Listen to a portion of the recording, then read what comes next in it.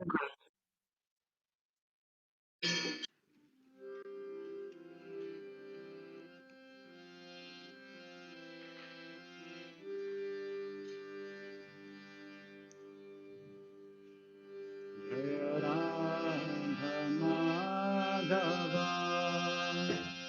Kunja Bihari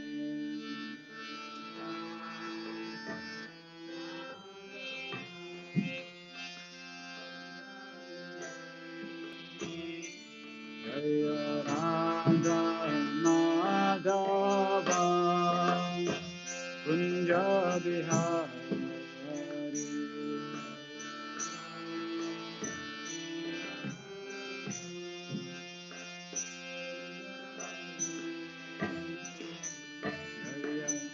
Gopijanavalabha Girivardhari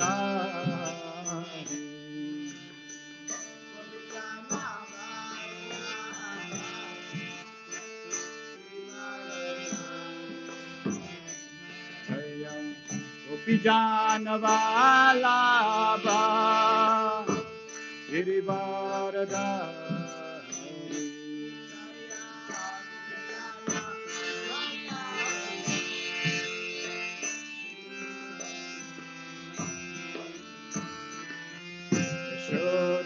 Yashodanandana Rajajanarandana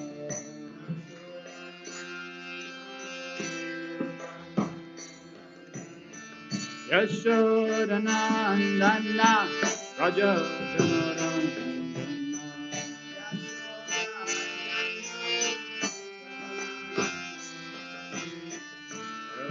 Nativa Vanachari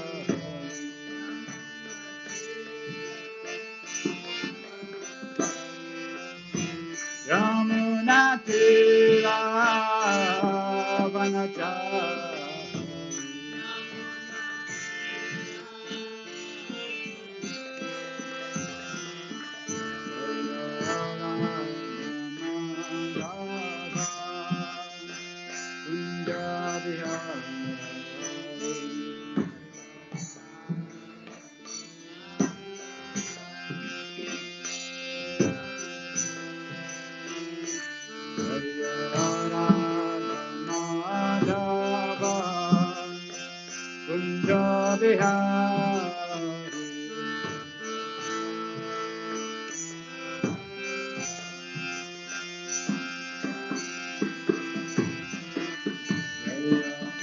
Vijanavalabha Girivardhari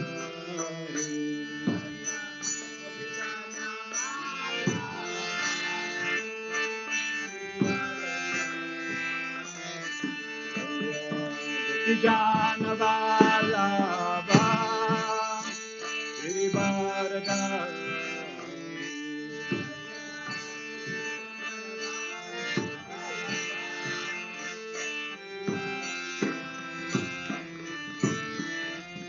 Shodanandana Rajajanarandana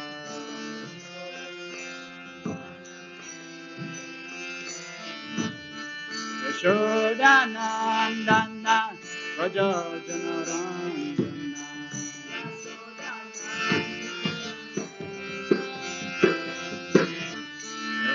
Nativa Vanachari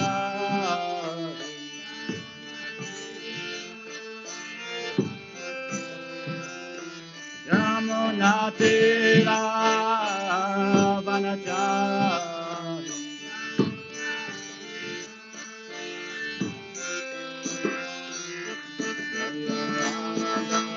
Madhava Kunjavihari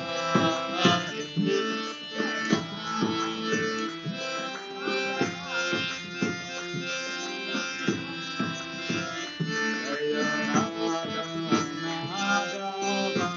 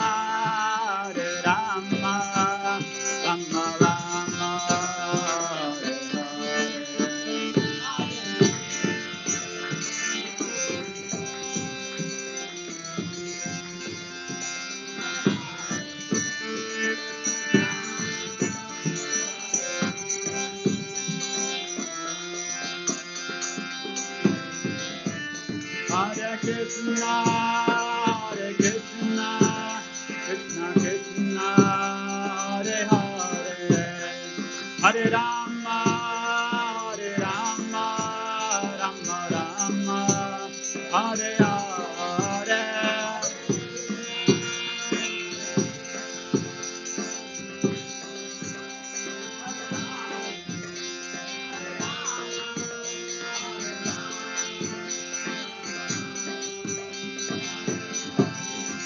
Hare Krishna, Hare Krishna, Krishna Krishna, Hare Hare, Hare Rama, Hare Rama, Rama Rama, Hare Hare.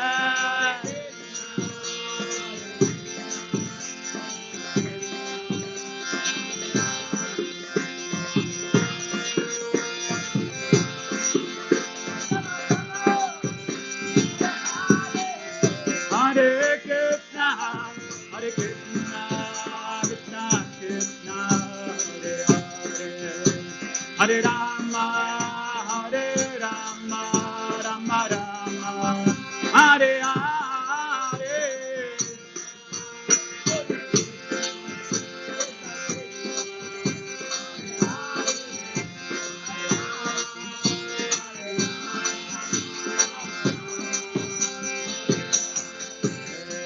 Hare Krishna, Hare Krishna, Krishna Krishna, Hare Hare, Hare Rama, Hare Rama, Rama Rama, Hare Hare.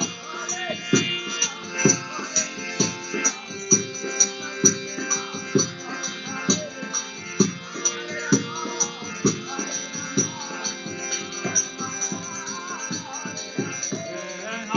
Krishna, Hare Krishna, Krishna Krishna, Hare Hare, Hare Rama, Hare Rama, Rama Rama, Hare Hare.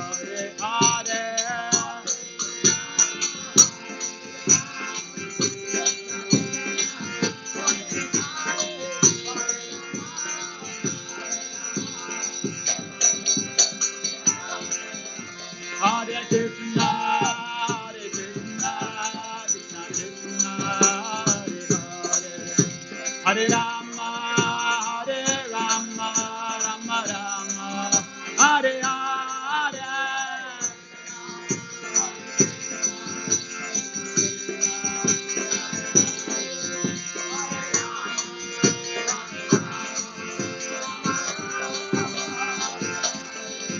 Jaya Radha Madhava Radha Madhava Radha.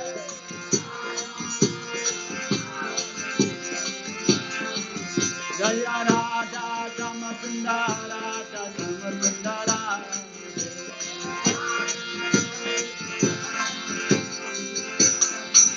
Jaya Prabhupada, Prabhupada, Prabhupada, Jaya Prabhupada.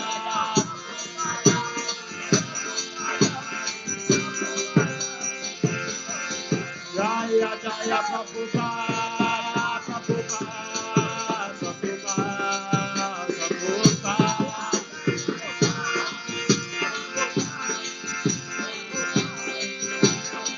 Jaya Jaya Prabhupada, Prabhupada, Prabhupada, Prabhupada.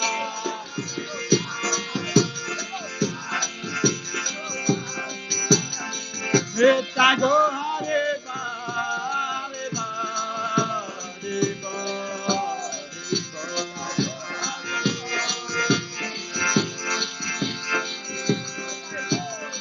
Nitya Go Hare Ba, Hare Ba, Hare Ba, Hare Ba.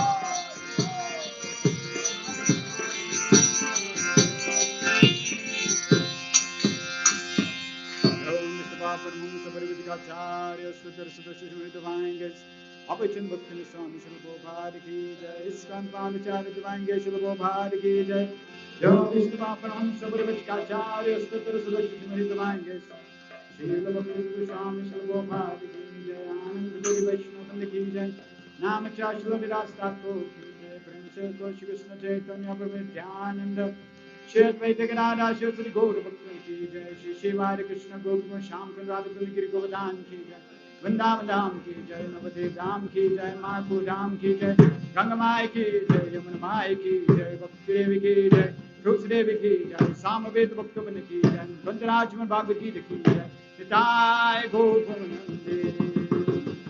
All glory is to the simple devotees. All glory is to the simple devotees.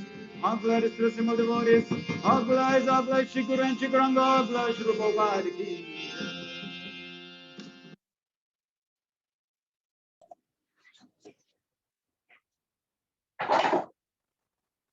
Hare Krishna, welcome to all the devotees online. Thank you very much for joining us for our daily prayer session in memory of Kusumben and Kaushik, where we have the opportunity to hear of Srimad Bhagavatam overview, Srimad Bhagavad Gita overview. Let us go over the invocation prayers. Om Jnanatimi Vandasya Gyananjana Shalakaya Chakshurunmilitam Yena Tasmai Shri Guruve Namaha Shri Chaitanya Manobhistam Stapitam Yena Bhutale Swayam Rupa Kadamayam Dadati Swapadantikam Vandeham Shri Guru Shri Utapadakamalam Shri Gurun Vaishnavamscha Shri Rupam Sagrajatam Sahar Sahagana Raghunatham Vitam Tam Sajivam Sadvaitam Savadutam Parijana Sahitam Krishna Chaitanya Devam Shri Radha Krishna Padan Sahagana Lalita Shri Vishakhan Vitamscha He Krishna Karuna Sindhu Dinabandhu Jagat Pate Gopesha Gopika Kanta Radha Kanta Namastute Tapta Kanchana Gourangi Radhe Vrindavaneshwari Vrishabhanu Sute Devi Pranamami Hari Priya Vanchakalpatarubhyascha Kripa Sindhu Vyayavacha Patitanam Pavinebhyo Vaishnavebhyo Namo Namaha Jai Shri Krishna Chaitanya Prabhu Nityananda Shri Advaita Gadadhar Shivasadi Gaura Bhakta Vrinda Hare Krishna Krishna Krishna Hare Hare Hare Rama Rama Rama Hare Hare Om Namo Bhagavate Vasudevaya Om Namo Bhagavate Vasudevaya Om Namo Bhagavate Vasudevaya. So today we are covering a brief overview of chapter 6, Dhyana Yoga, 47 verses, based on the teachings of His Divine Grace, A.C. Bhaktivedanta Swami Srila Prabhupada, founder Acharya of the International Society of Krishna Consciousness, who at the age, very late age of 70, left Sri Vrindavan Dham, when most people, most devotees desire to retire and go to leave their body and spend their last days in Vrindavan. Srila Prabhupada left Vrindavan and went to the West with only 40 rupees with him, and he crossed the ocean on a Jaladuta, a cargo ship. He had 2 heart attacks, and even with that, still determined to give Bhagavad Gita, give the teachings of spiritual life to the world. Went to the Lower East Side, where people would not even consider giving spiritual guidance. These people were only interested in sex, drug, rock and roll. That was the only thing that they were interested in. Yet Prabhupada gave them the science. They were sincere. They embraced the science, and many of them transformed their lives. So thank you for Priya Prabhu for sending us this memory that I'd like to read on her behalf. Haribol, namaste to everyone. I apologize for not being present and saying a few things about my and Johnny Mama personally. I think it's more out of fear for breaking down. As I thought about these 2 honored souls last night, I realized that there's so much one can share about them. Most of us would remember Johnny Mama for his great food, because that was his passion, and it made him extremely happy to share his delicious creations with us. But he was also a jack of all trades. whether it was sculpting, painting, sewing, or doing rangoli at weddings. Whatever Mama applied his mind to, he made sure he perfected it. The best thing was that he never used his talents for himself. It was always for the enrichment of the lives of others. He was a simple man with no desire for material possessions. His heart was of gold, and he gave wholeheartedly of himself. Our dearest Kaka will be sorely missed. As for Mom, I don't remember much of her when she was younger. Her silence in the last few years was a testament to how content she was with life. For her, just being with the children, grandchildren, and family was most important and gave her most joy. I will miss the daily calls at 9 p.m. sharp when she would ask Mommy about Dad. And I will miss seeing Hiresh play with her walking stick as if it's a golf club. I will miss hearing about her shout mooks across the house. And I will surely miss giving her a hard time about all the sweet foods she ate as a diabetic. To Ma and Johnny Mama, I love you both immensely, and I feel privileged to have known you both and call you my family. So thank you very much for that wonderful memory. And we can see the qualities of contentment, of sharing and giving, not for one's own personal self. So these are very, very wonderful spiritual, godly qualities that we can also imbibe and follow.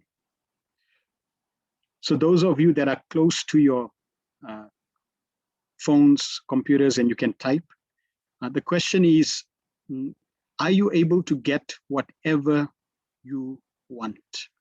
If you look at this car, and people say if you focus, you put your mind to it, you can, and naturally, do whatever it takes, you can get the car. So the question I like to ask everyone is, are you able to get whatever you want?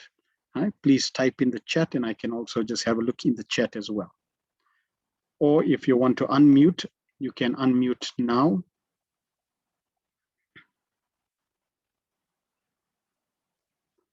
Are you able to get whatever you focus your mind on in this life? No, not really. Sometimes with great difficulty.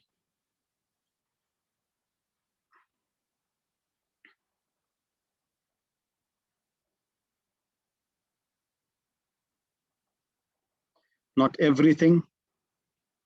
True. All right, wonderful. Thank you for those responses. So yes, correct. And the reason is most people will tell you, like many motivational speakers will tell you, well, if you put your mind to it and you focus on it, you have a vision board and you have, visualize, you will get whatever you want.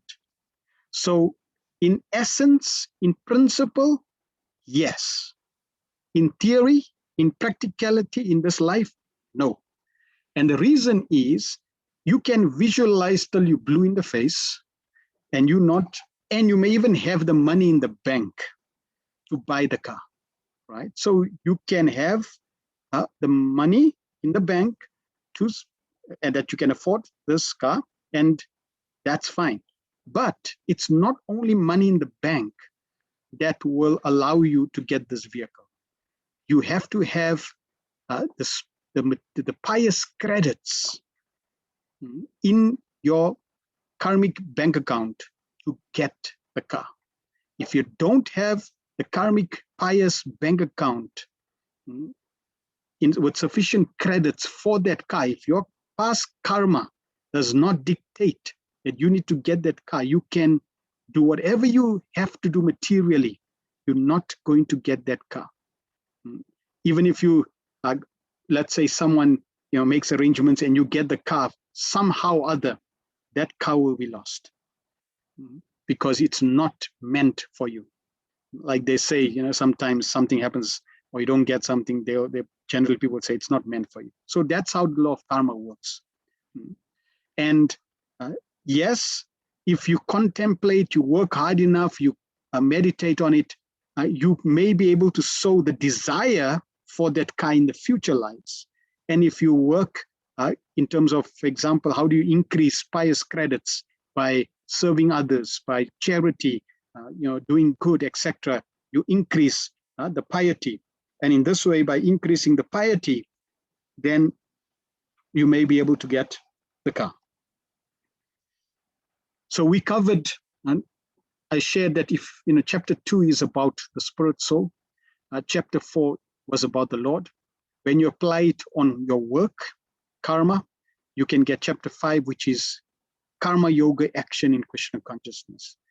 Then here I'm sharing that if you engage or if you get knowledge of chapter 2 about the soul and knowledge of chapter 4 about the Lord, and you apply it with your work, you expect to get chapter 5. But the reality is you may get chapter 1. Chapter 1 means indecisiveness. You get the opposite result. Or you, like Arjuna, bewildered, depressed. He's confused. So that may be the situation. And the reason for that is what we're going to discuss in today's chapter. It's because of your mind, senses, and desires. And this is a beautiful picture that represents our body. We find that the senses are the horses, and the senses are connected to the mind, or you could say to the intelligence via the reins, which are the mind. So the reins is the mind, and the mind is then connected to the intelligence, that is the driver, and the chariot. In the chariot sits you, the soul. So if the soul does not direct the intelligence controlling the mind, the horses will go in their own direction. It's very important that the driver knows exactly how to control the reins to direct the horses in their appropriate direction. Usually what happens is all the senses are going in their own direction, and in this way, unfortunately, the living entity is bewildered on his journey. A summary of chapter 6, Ashtanga Yoga, a mechanical meditative practice, controls the mind and senses and focuses concentration on the Paramatma, the super soul, the form of the Lord situated in the heart. This practice culminates in samadhi, full consciousness of the Supreme. So there's 5 sections in chapter 6. First, the Lord discusses the advancing on this yoga ladder through detachment, and he's going to complete. This is now coming to the practically close to the top of the rank of the yoga ladder. After this, the highest point is Bhakti Yoga. Yoga Ruda stage, giving up work. This is a very advanced stage. Then the stages in the practice of yoga, the necessity of controlling the mind in yoga, and the destination of an unsuccessful yogi. So verses 1 to 4, text 1, the Supreme Personality of Godhead said, one who is unattached to the fruits of his work and who works as he is obligated is in the renounced order of life.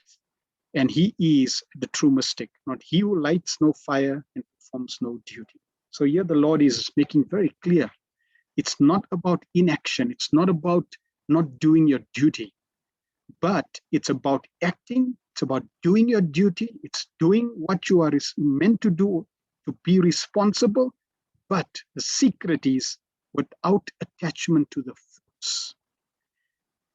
Now, normally people will only work hard and give 100% of their energy if they're getting some fruits. Just like if you have a company and you tell people that please come to work and we're not going to pay you. Nobody's going to come because they're interested in the salary. consider if somebody is working and the salary is immaterial, means he has the love, the passion to work.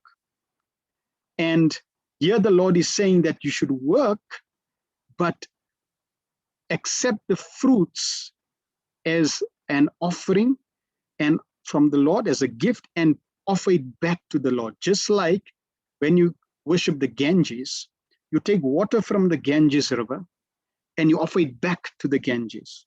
So like that, whatever we get in this life, in this world, is all coming by the blessings of the Lord.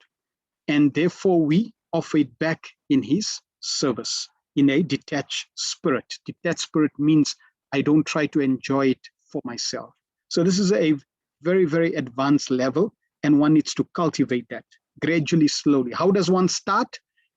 Just that's why giving in charity, is a very good quality, because it starts to cultivate the concept of becoming detached and helping others. Text 2. What is called renunciation? You should know to be the same as yoga, or linking oneself with the Supreme. O son of Pandu, for one can never become a yogi unless he renounces the desire for sense gratification. For one who is a neophyte in the eightfold yoga system, work is said to be the means. And for one who is already elevated in yoga, cessation of all material activities is said to be the means. A person is said to be elevated in yoga when, having renounced all material desires, he neither acts for sense gratification nor engages in fruitive activities. In the purport, Srila Prabhupada says, the criterion of perfection is to act in Krishna consciousness. And here Krishna consciousness means God consciousness, and not with a view to enjoying the fruits of work. To act in Krishna consciousness is the duty of every living entity, because all are constitutionally parts and parcel of the Supreme. The parts of a body work for the satisfaction of the whole body. The limbs of the body do not act for self-satisfaction, but for the satisfaction of the complete whole. Similarly, the living entity who works for the satisfaction of the Supreme Whole and not for personal satisfaction is the perfect sannyasi and perfect yogi. Real sannyas yoga or bhakti means that one should know his constitutional position as the living entity and act accordingly. So that's a very, very important point. Real knowledge means to understand the difference between matter and spirit, the body and the soul. So one knows that I'm not this body, I'm a spiritual being within this body. But higher than that is not just to know, but to act, knowing that I'm the soul. So to act like the soul, like you are the soul. And that is to act in the nature of the soul, which is spiritual engagement, spiritual activity. The living entity has no separate independent identity. He is the marginal energy of the Supreme. When he is entrapped by material energy, he is conditioned. And when he is in Krishna consciousness or aware of the spiritual energy, then he is in real and natural state of life. Therefore, when one is in complete knowledge, one ceases all material sense gratification or renounces all kinds of sense gratificatory activities. This is practiced by the yogis who restrain the senses from material attachment. But a person in Krishna consciousness has no opportunity to engage his senses in anything which is not for the purpose of Krishna. Therefore, a Krishna conscious person is simultaneously a sannyasi and a yogi. Now, on this yoga ladder, as one progresses, there are different obstacles. For the yogi, the biggest obstacle is mystic perfection. As one advances on the path of yoga, he develops mystic powers. There are many, many mystic powers, 8 different categories or 8 main ones. Like one can become smaller than the smallest, one can become bigger than the biggest, lighter than the lightest. One can acquire anything, prapti siddhi. One can travel at will. So different mystic powers are there. And the challenge is if one gets distracted by those mystic powers, one can fall down. If one is giving in charity, then that can also be an obstacle that, oh, I want fame. And one can fall down. And if one is engaged in ritual ceremonies, one may be engaged in those ceremonies with the intention of making money. And that may also allow one to fall down. So on every level of the yoga ladder, progressing on this yoga ladder, there are traps. And ultimately the traps is sense gratification. Different forms of sense gratification, but sense gratification nonetheless. The question is, do you have enemies?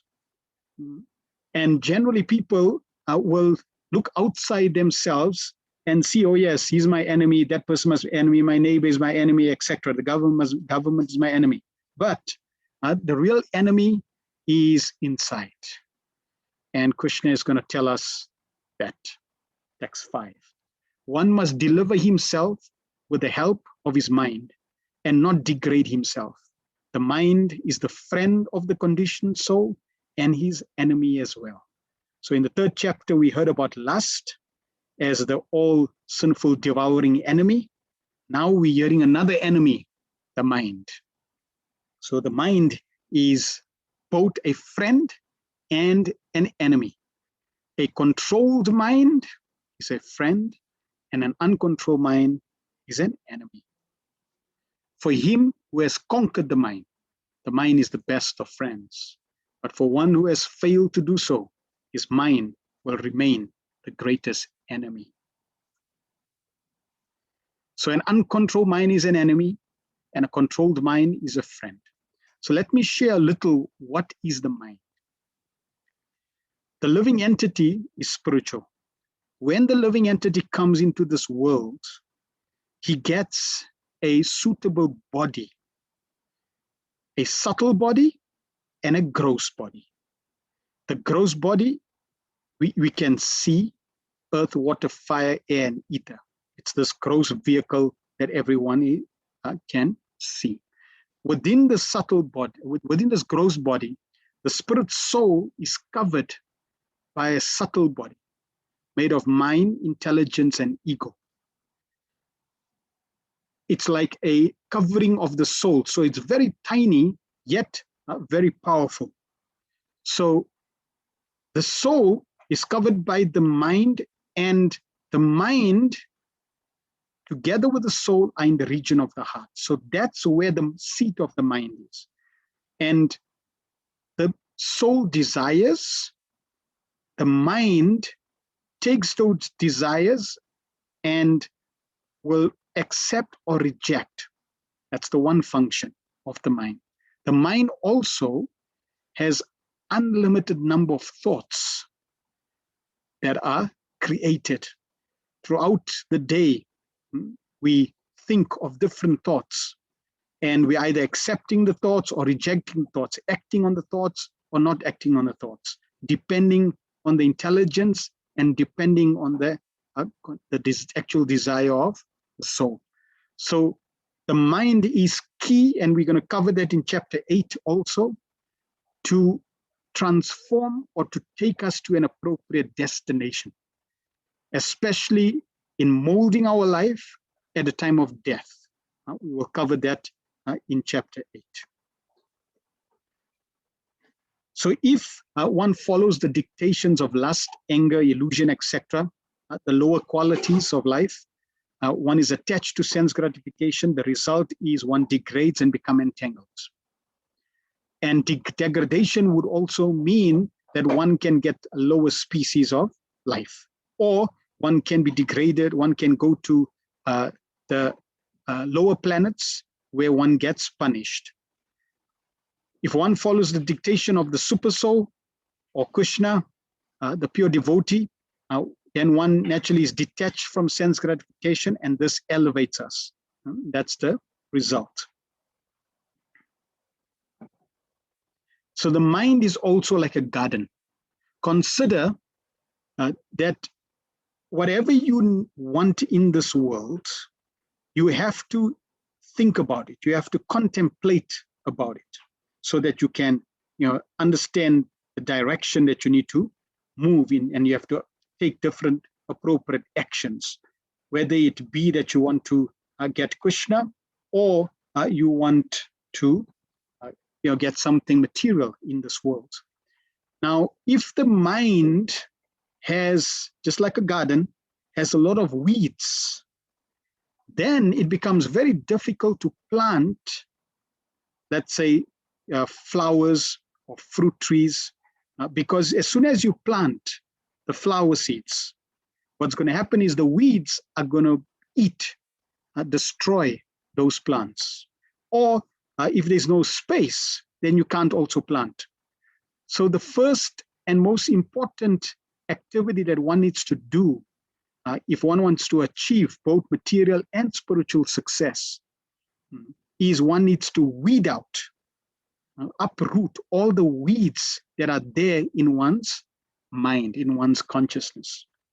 The weeds are all the negative thoughts, the unwanted thoughts, the thoughts that are disempowering. One is complaining, one is blaming, one is worrying, one is fearing, one is becoming angry or frustrated, hankering for things. One, one's desires, all these things, and one wants to exploit. All these desires, all these thoughts, they act as weeds, and one needs to remove. All forms of negative thinking must be removed from the mind. Otherwise, what happens is, just like when you pour water, you may be pouring water on the fruit plant that you sowed, but all of a sudden you see weeds coming out. You may not have planted the weeds, but the water may also nourish the weeds. And therefore, it's of paramount of importance that we first clean the garden of all the weeds. That means take all the weeds out. And yes, it may not be easy, but one should be conscious of all the negative thoughts. And as soon as you think of a negative thought, you have to cut it. You have to start projecting your thoughts in the positive direction. And practice will slowly allow you to remove any negative thinking. Buddha said, your worst enemy cannot harm you as much as your own unguarded thoughts. A man asked Lord Buddha, I want happiness. Lord Buddha said, first remove I, that's ego. Then remove want, that's desire. And see, now you are left only with happiness. So the Lord then discusses the Eightfold Yoga system, and he goes into detail in terms of what one should do. Now, generally, you find in the material world, a lot of people, they practice yoga, but they only practice asana, one part, and maybe pranayam, the breathing section, 3 and 4. And that's what they call yoga. But yoga, the real Patanjali yoga, is Astanga, means 8 limbs of yoga system. So there's yama, niyama, asana, pranayama, pratyahara, dharana, dhyana, and ultimately samadhi. And they're progressive in terms of stages. So yama means there's 5 things that needs to be, the yogi needs to follow and restrain himself from engaging in these activities. Ahimsa, non-violence, basically non-violence. Satya, not lying. Atya, not stealing. Following brahmacharya. And aparigraha, non-possessiveness. So you can't, this process of yoga is not for householders. It's not meant for householders. One has to be a brahmachari, a single celibate student, and one needs to go to the forest. It cannot be practiced in the city center. Then one follows different the niyamas. So like that, different stages of Astanga Yoga. This specific process of Astanga Yoga was generally practiced in the first age of Satya Yuga, where one needs at least 70,000 years to perfect this form of practice, yoga. But the Lord is mentioning it here because it's part of the yoga ladder. And there may be very, very few rare souls in Kali Yuga that may be able to practice, but general masses, 99% of the population, this practice is not practical for them. Then the Lord continues, from wherever the mind wanders due to its flickering and unsteady nature, one must certainly withdraw it and bring it back under the control of the self. So yes, the mind will keep going to different thoughts, but you have to bring it back. Then mind can be controlled. And the Lord will tell us how. The yogi whose mind is fixed on me verily attains the highest perfection of transcendental happiness. He is beyond the modes of passion. He realizes his qualitative identity with the Supreme, and thus he is free from all reactions to past deeds. So in text 27, the Lord is making some very, very pertinent points. That it's even though one is restraining from sense gratification, but one is getting sense gratification, spiritual gratification from the soul itself. And therefore the soul is happy. And the soul also begins to realize that he's qualitatively one with God. God is Krishna, God, the Supreme, is Satchit Ananda, and so is the soul, eternal, full of knowledge and full of bliss. And by him perfecting the yogic process, he also becomes free from all past deeds.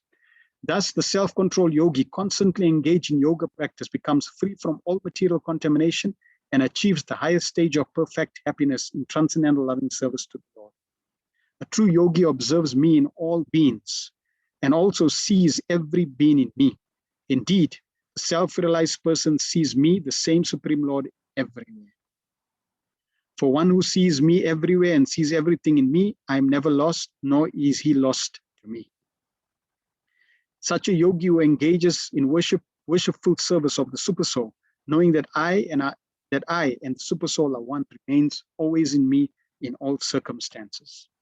He is a perfect yogi who, by comparison to his own self, sees the true equality of all beings in both their happiness and their distress, O Arjuna. So the whole process of yoga, Ashtanga yoga, is to withdraw one's senses from the external environment, to withdraw it in and focus on the Supersoul, who is sitting in the region of the heart. Then verses 33 to 36, Arjuna makes a very, very important point.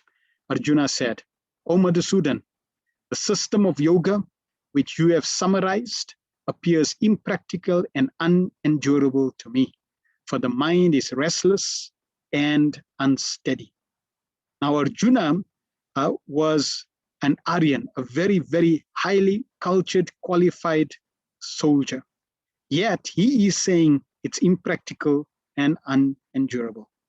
Then he says, text 34, the mind is restless, turbulent, obstinate, and very strong, O Krishna. And to subdue it, I think, is more difficult than controlling the wind.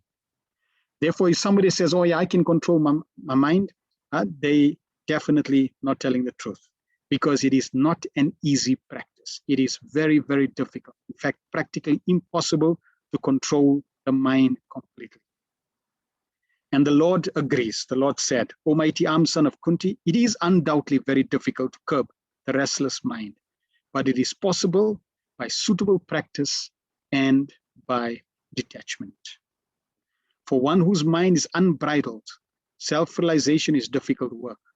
But he whose mind is controlled and who strives by appropriate means is assured of success. That is my opinion. And Krishna is very humble. His opinion, he's the Supreme Lord.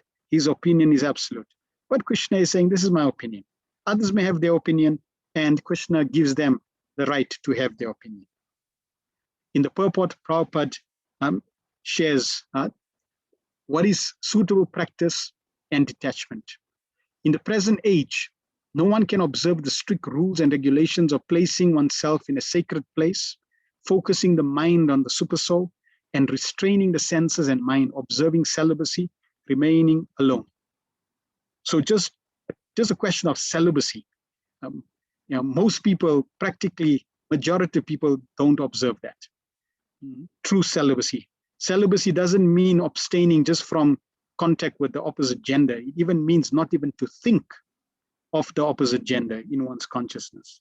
And that's why to live in the city, and because naturally the opposite gender is there. Therefore, most yogis that are serious, you'll only find them in the mountains, high up in the Himalayan mountains, far from people in the forests. By the practice of Krishna consciousness, however, one engages in the 9 types of devotional service to the Lord. The first and foremost of such devotional engagement is hearing about Krishna. So now Prabhupada is bringing it to a practical level. How can we practically achieve the same result that the yogis are achieving, perfecting their lives? How can we achieve that same perfection in this age? So first is to hear about God. Perfection starts with hearing. Because by hearing, we hear about God, we get knowledge about God. This is a very powerful transcendental method, purging the mind of all misgivings. The more one hears about Krishna, the more one becomes enlightened and detached from everything that draws the mind away from Krishna. By detaching the mind from activities not devoted to the Lord, one can very easily learn Vairagya. Vairagya means detachment from matter and engagement of the mind in spirit. Impersonal spiritual detachment is more difficult than attachment of the mind to activities of Krishna. This is practical because by hearing about Krishna, one becomes automatically attached to the Supreme Spirit. This attachment is called Pareshanu Bhava, spiritual satisfaction. It is just like the feeling of satisfaction a hungry man has for every morsel of food he eats. The more one eats while hungry, the more one feels satisfaction and strength. Similarly, by discharge of devotional service, one feels transcendental satisfaction as the mind becomes detached from material objects. It is something like curing a disease by expert treatment and appropriate diet. So if I have a disease, I need an expert treatment and I need appropriate diet. So hearing of the transcendental activities of the Lord is the expert treatment for the mad mind, and eating the foodstuffs offered to Krishna is the appropriate diet for the suffering patient. This treatment is the process of Krishna consciousness. And I mentioned yesterday the 2, if you want 2 rules, then here's the 2 rules. You can chant the holy name of Krishna, which is hearing. So you chanting audibly and you're hearing, and you taking Krishna Prasad. This way you're engaging your tongue in 2 powerful activities. And if you can control your tongue, you can then control the stomach and then your other senses. So in this way, this is a very powerful practice in spiritual life to curb the mind. Then 40 to 41, the Lord says, the Supreme Personality of Godhead said, O son of Pritha, a transcendentalist engaged in auspicious activities does not meet with destruction either in this world or in the spiritual world. One who does good, my friend, is never overcome by evil. So that's a very, very important instruction and very encouraging.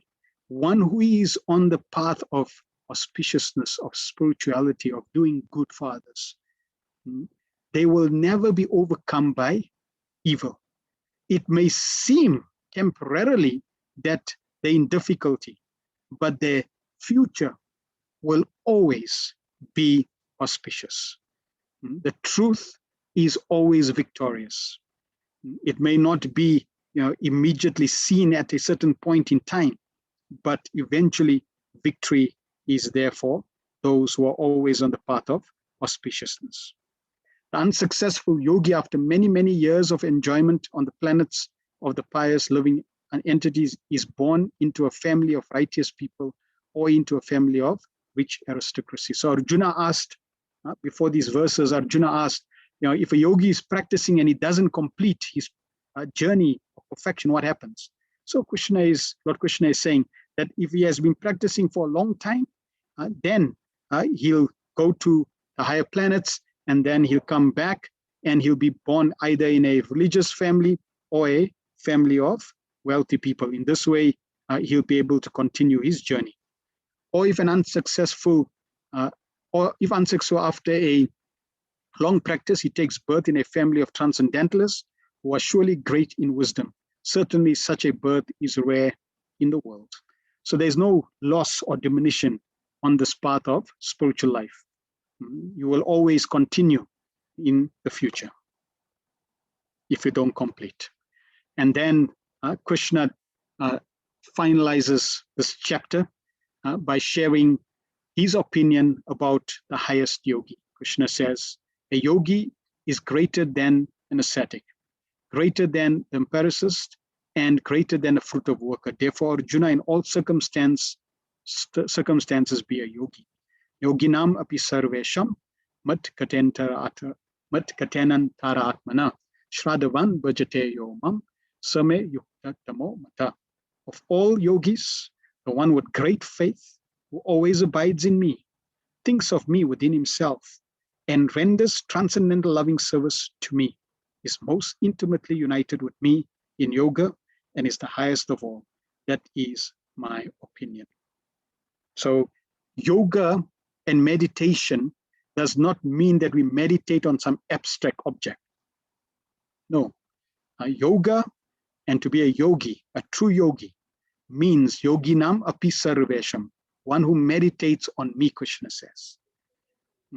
So one should follow this type of meditation. This type of meditation of thinking about the Lord is a reciprocal meditation, and it's about developing a relationship with the Lord through the process of through the mechanical process of yoga.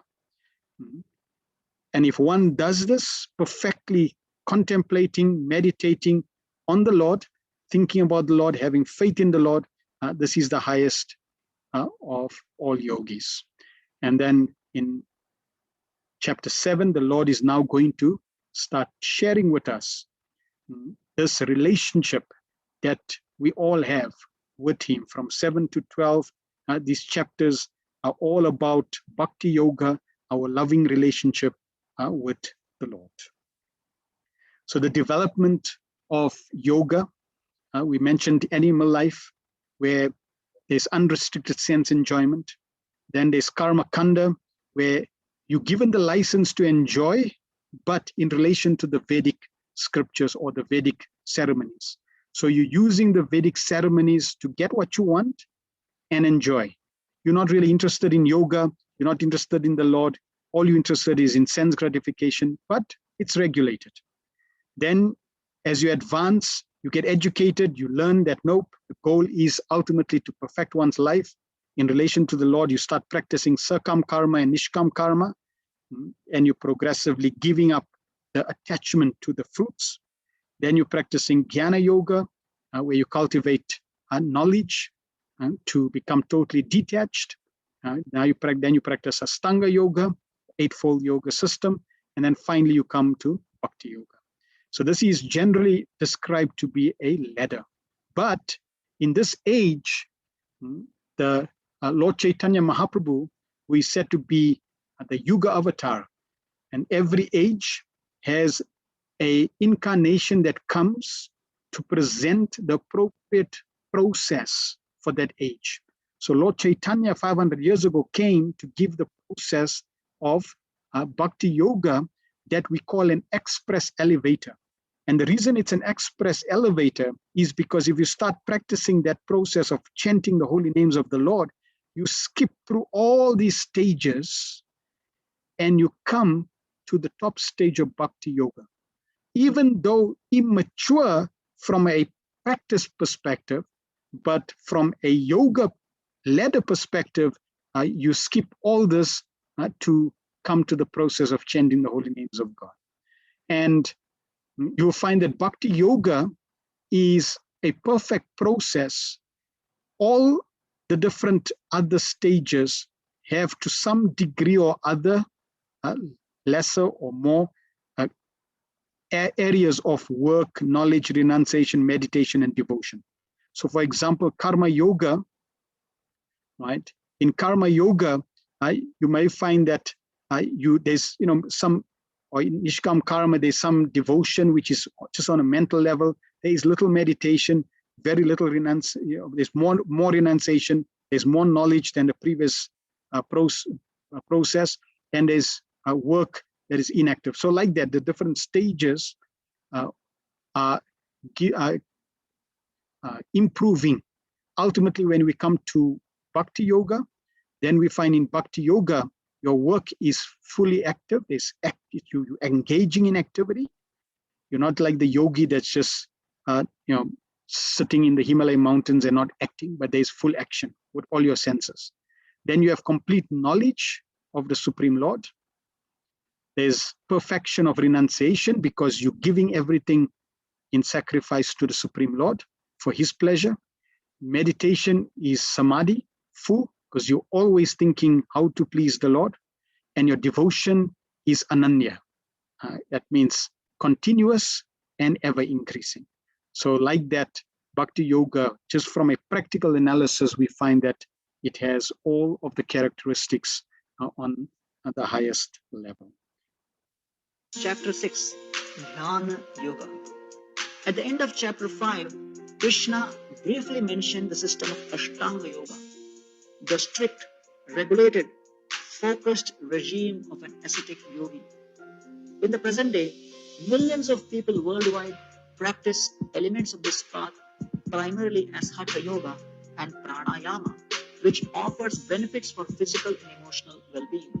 In this chapter, the path of Ashtanga Yoga is explained in its entirety. Essentially, Krishna's purpose in discussing the 8-stage path is simply to establish its impracticality for the purpose of self-realization and spiritual perfection. In an age surcharged with temptation and distraction, the easiest and the topmost path of self-realization is Bhakti Yoga. Bandhuratmatmanastasya yenatmaivatmana jitam anatmanastu shatrutve vartetatmaiva shatruvat. For him who has conquered the mind is the best of friends. But for one who has failed to do so, his mind will remain the greatest enemy. E for enemy or friend. A for Ashtanga Yoga. S success and failure. Y yogi. Verses 1 to 9 take the theme of enemy or friend E. During our sojourn in this temporary world, we are perpetually accompanied by the voice within. Yes, we have all experienced it, the devil on one shoulder and the angel on the other, each giving their own choice to the confused person in between. The mind is that voice within, essentially a storehouse of memories and experiences that offers options to the individual. An uncontrolled mind will agitate, misguide, and entangle the soul within this world, forcing us to succumb to our lower nature of lust, anger, and greed. The controlled mind, on the other hand, acts as a friend on our spiritual journey, helping us to make progressive and healthy choices which bring us closer to God. When one controls and befriends the mind, one experiences tranquility, peace, and freedom from the duality of happiness and distress. The theme of verses 10 to 36 is Ashtanga Yoga A. One way to control the mind is through the process of Ashtanga Yoga, which includes Dhyana Yoga, the practice of meditation. Krishna explains the ancient path as it was practiced in the bygone ages, living in seclusion, practicing celibacy, and under strict regulations of eating and sleeping. The yogi would sit in a perfectly erect pose, focusing his consciousness on the super soul within. Despite mental and bodily distractions, the yogi would meditate in this way for many years, maintaining stillness and complete silence. Hearing about this strict discipline, Arjuna admits his amazement. This practice seems impractical and unendurable, he exclaims. To discipline the mind is more difficult than to control the raging wind. Krishna reasserts that disciplining the mind is essential, and that is possible through appropriate practice and detachment. The theme of verses 37 to 45 is success and failure, S. Hearing about the difficult Ashtanga Yoga process raises a new concern for Arjuna. What happens if one faithfully takes to this yogic process, but later falls away without perfecting his spiritual consciousness? This unsuccessful spiritualist is seemingly left in no man's land, having failed to attain spiritual satisfaction and simultaneously squandered his opportunities for worldly pleasure. Krishna appeases all such fears by explaining, that whoever takes up a genuine spiritual process is eternally benefited, even if they don't perfect it. If we don't complete it in one lifetime, we can carry on in the next life from the same point, and the individual thus evolves towards spiritual perfection. The theme of verses 46-47 is why yogi. After summarizing the arduous process of dhyana meditation and ashtanga yoga, the chapter concludes with a ray of hope. Krishna reaffirms that the perfection and goal of all yoga systems is to help the individual become fully conscious of God at all times. While all yoga systems are certainly beneficial, the easiest, most efficient and essential path is known as Bhakti Yoga, the yoga of devotion. In this age, the primary practice of Bhakti Yoga is mantra meditation, chanting the names of God. Hare Krishna, Krishna Krishna, Hare Hare, Hare Rama, Rama Rama, Hare Hare. Through this process, any person from any background can attain spiritual perfection and experience all the benefits described in this chapter and elsewhere. Yoginam api sarvesham madgatenantaratmana shraddhavan bhajate yo mam sameyukta tamo matah. Of all yogis, the one with great faith who always abides in me, thinks of me within himself, and renders transcendental service to me. He is the most intimately united me in yoga and is the highest of all. That is my opinion. Krishna, Krishna, Hare Hare. And that brings us to the end of this overview. Thank you very much, Hare Krishna. Are there any questions or comments?